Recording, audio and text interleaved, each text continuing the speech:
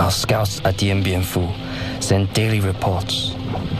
The enemy is parachuting in soldiers, weapons, and a huge amount of barbed wire. They are industriously repairing the old Japanese airstrip. The French generals have announced, this is not a raid. We have taken this place, and we intend to stay. So be it.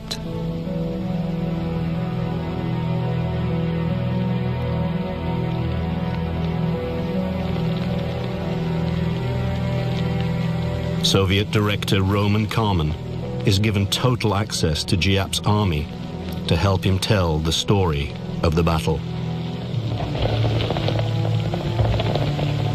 The French have made a critical error, assuming that Dien Bien Phu is safe from attack by heavy armor and artillery. General Giap. I ordered our 351st Engineering Artillery Division to toil day and night to widen the 82-kilometer trail to Dien Bien Phu for our motorized vehicles. Then they built a 15-kilometer track through the mountains so we could haul our artillery to the front by hand. The French appoint Colonel Christian de Castries as commander of Dien Bien Phu. The battle that will be remembered by the veterans as 55 days of hell will soon begin.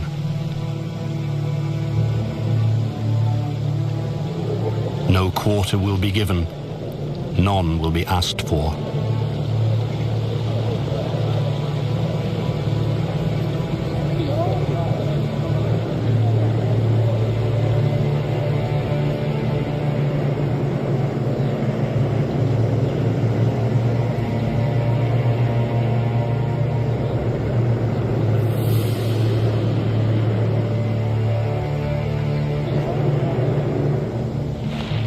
Gao Xuan Nha, a Viet Minh officer. It took us about 45 days. We marched at night and rested during the day. Sometimes we just slept on the roadside and dug our own foxholes against enemy attacks from the air. Viet Minh Captain Chun Van Ho. The French were physically bigger and had many weapons. But we had something we could use against them: our courage. We were determined to fight until the end because they came here to steal our land. March 13th, 1954. The assault on the French stronghold of Dien Bien Phu begins.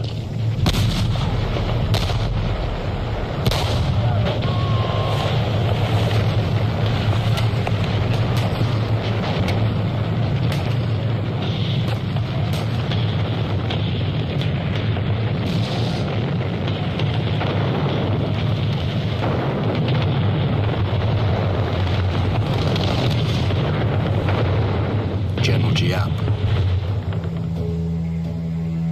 The French could not resolve the threat to their airfield. Their porcupine defense had lost a vital element, its strength in the air. They could only reinforce their units with parachute drops, and they could not get their wounded out. Their camp had only 40 beds in its medical unit, and they had already hundreds of wounded. This was the French command's nightmare. Amid gruesome scenes, reminiscent of the trench warfare and mass infantry attacks of the First World War, the death toll rises.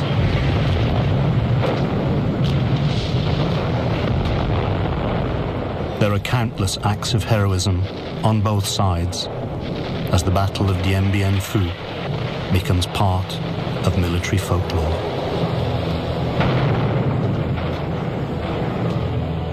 it also becomes a glorious victory for the Viet Minh and a shameful defeat for the French.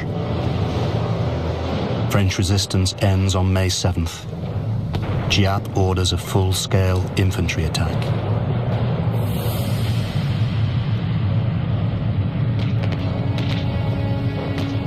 De Castries radios Colonel Cogny at headquarters in Hanoi. The Viets are everywhere. The situation is very grave. I feel the end is approaching. General Giap. Tonight, we will attack the Porcupine's Eye and finish it off.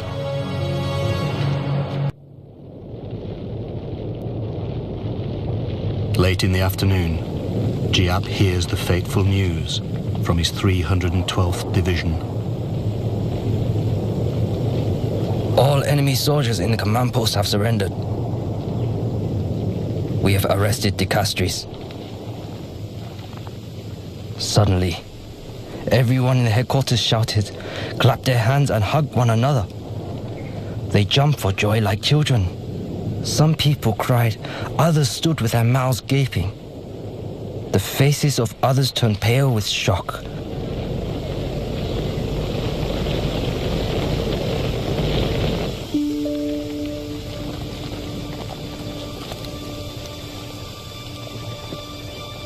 French commander De Castries, who has been promoted to brigadier general during the battle, becomes a prisoner of war.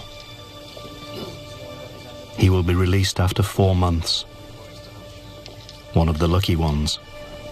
1,500 men under his command are dead. Several thousand more are wounded.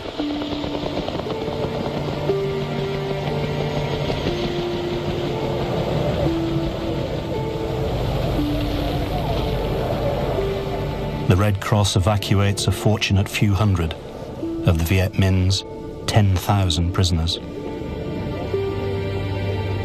But most are force-marched to prisoner of war camps hundreds of kilometers away.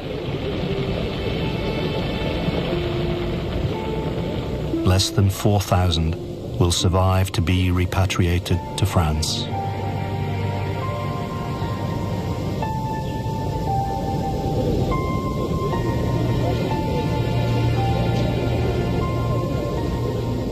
Viet Minh casualties are 15,000 wounded and 8,000 dead.